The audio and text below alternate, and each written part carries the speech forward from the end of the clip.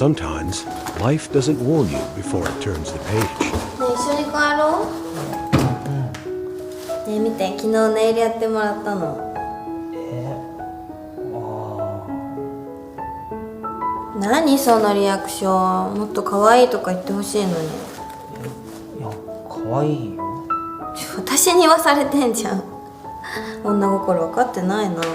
Billy and Riho had been inseparable for most of their college years. Same campus, same classes, same familiar routine that made everything feel steady and predictable. To anyone watching from the outside, they looked like a pair that naturally belonged together. They shared inside jokes, late study sessions, and long conversations that drifted from homework to dreams about the future. It was the kind of closeness that felt safe, almost permanent. Billy was the quieter one. Around others, he often faded into the background, but around Riho, he felt seen without needing to explain himself. Riho, on the other hand, moved through life with a gentle openness. She was warm, thoughtful, and naturally attentive. With Billy, she was always kind, always present. She checked in on him when he was overwhelmed, encouraged him when he doubted himself, and stood beside him when college life felt uncertain. That steady closeness became the foundation of Billy's confidence that there was no rush. In his mind, time was on his side. He told himself that waiting was responsible. He believed that once graduation passed, once life felt more settled, he would finally find the right moment. Silence, he thought, was protecting what they had.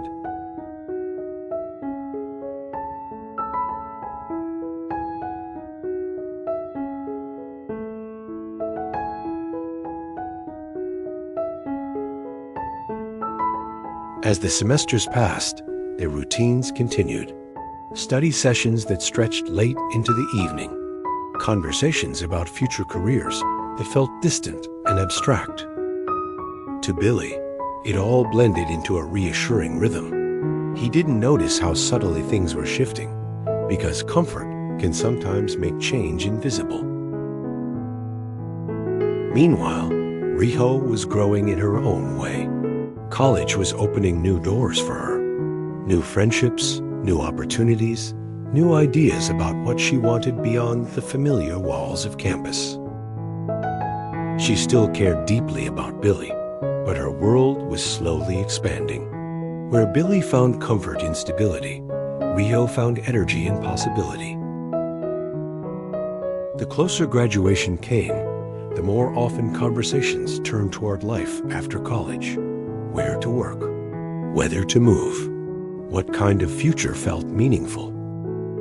Billy listened, nodding, quietly absorbing her words, but never letting his feelings surface. Each time he almost spoke, he stopped himself, convincing himself there would be another chance later. What Billy didn't realize was that time was already making decisions for him. Life was moving forward, not out of cruelty, but simply because that's what it does. The closeness they shared was real, but it was not frozen in place. It was changing, gently but steadily.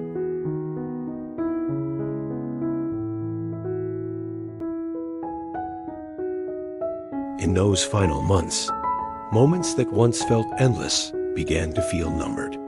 Walks across campus felt different, heavier somehow, though Billy couldn't quite explain why. He still believed that waiting was harmless. He still believed Riho would always be there, just as she had been from the beginning. And that belief, quiet and comforting as it seemed, was slowly setting the stage for a realization he wasn't ready to face yet. For Billy, everything still looked the same on the surface, but underneath, something was quietly shifting. The days seemed shorter, the moments fewer, even though he couldn't quite bring himself to admit it. Riho was busier than before. Not distant, not cold, just moving with purpose. Her eyes lit up when she spoke about the future, and Billy felt a mix of pride and unease listening to her. He supported her, encouraged her, and listened carefully. But each conversation left him with a growing sense that time was slipping through his fingers. There were moments when he almost said it. Each time, his heart raced, and each time, he chose silence.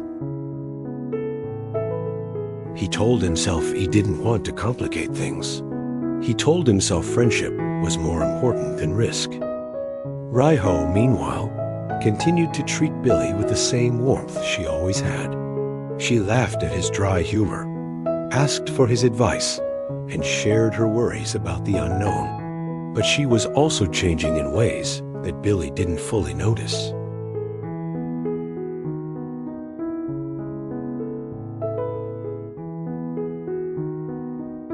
The closer they came to the end of college, the more often their conversations circled around last times. Each last passed quietly, without ceremony, but they added up. Billy felt an odd tension he couldn't name, a feeling that something important was approaching without asking for permission. That day, he stayed home and replayed every conversation they had. He wondered how many moments he'd mistaken for permanence, how many chances he'd quietly postponed. He realized that waiting hadn't frozen time the way he assumed it would. It had only delayed his own honesty. Still, even with that realization, he hesitated. Fear has a way of convincing people to stay still, especially when things feel almost right. Billy told himself that speaking now, so close to graduation, might feel selfish. He didn't want to burden Riho when she was already standing at the edge of something new. Riho wasn't waiting for him to catch up. She was simply continuing to move forward. As the final weeks unfolded, the distance between them wasn't measured in steps or conversations, but in direction. Billy stayed rooted in what felt familiar.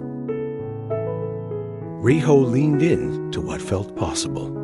And between those two paths, the moment Billy had been waiting for quietly began to pass.